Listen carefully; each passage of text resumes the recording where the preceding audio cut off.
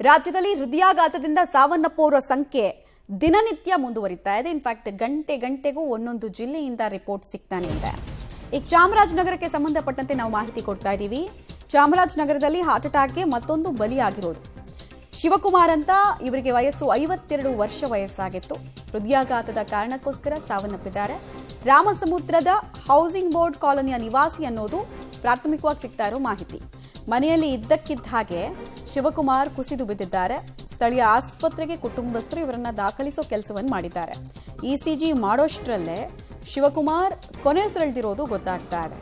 ಚಾಮರಾಜನಗರದಲ್ಲಿ ಹಾರ್ಟ್ ಅಟ್ಯಾಕ್ಗೆ ಮತ್ತೋರ್ವ ಬಲಿಯಾಗಿರೋದ್ರ ಡೀಟೇಲ್ಸ್ ಇದು. ಚಾಮರಾಜನಗರ, ಹಾಸನ, ಶಿವಮೊಗ್ಗ, ಕಲಬುರಗಿ, ಬೆಂಗಳೂರು ಸೇರಿದಂತೆ ಆಲ್ಮೋಸ್ಟ್ ಎಲ್ಲ ಜಿಲ್ಲೆಗಳಲ್ಲೂ ಕೂಡ 1-2 ಪ್ರಕರಣಗಳು ಒಂದೊಂದು ಜಿಲ್ಲೆಗೆ ಸಂಬಂಧಪಟ್ಟಂತೆ ನಮಗೆ ಮಾಹಿತಿ ಸಿಗ್ತಾ ಇದೆ.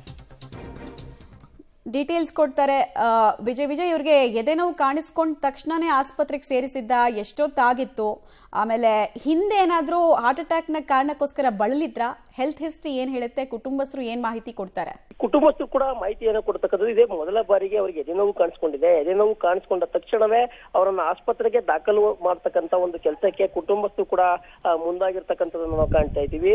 ಈ ವೇಳೆ ವೈದ್ಯರು ಇಸಿಜಿಯನ್ನ ಮಾಡ್ಲಿಕ್ಕೆ ಮುಂದಾಗ್ತಕ್ಕಂಥದ್ದು. ಇಸಿಜಿಯನ್ನ ಮಾಡ್ತಕ್ಕಂಥ ಸಂದರ್ಭದಲ್ಲೇ ಈ ವ್ಯಕ್ತಿ ಶಿವಕುಮಾರ್ ಎಂಬ ವ್ಯಕ್ತಿ ಸಾವನ್ನಪ್ಪಿರ್ತಕ್ಕಂಥದ್ದನ್ನು ನಾವು ಕಾಣ್ತಾ ಇದ್ದೀವಿ.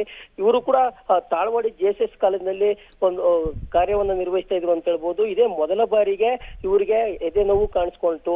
ಮನೆಯಲ್ಲಿ ಎದೆನೋವು ಕಾಣಿಸ್ಕೊಂಡ ತಕ್ಷಣವೇ ಅವರನ್ನ ಆಸ್ಪತ್ರೆಗೆ ದಾಖಲನ್ನು ಮಾಡ್ತಾರೆ. ತದನಂತರ ಇಸಿಜಿಯನ್ನ ಮಾಡ್ಲಿಕ್ಕೆ ವೈದ್ಯರು ಪ್ರಾರಂಭ ಮಾಡ್ತಾರೆ. ಈ ಸಂದರ್ಭದಲ್ಲೇ ಅವರು ಕೊನೆಯುಸಿರು ಎಳೆದಿರ್ತಕ್ಕಂಥದ್ದು.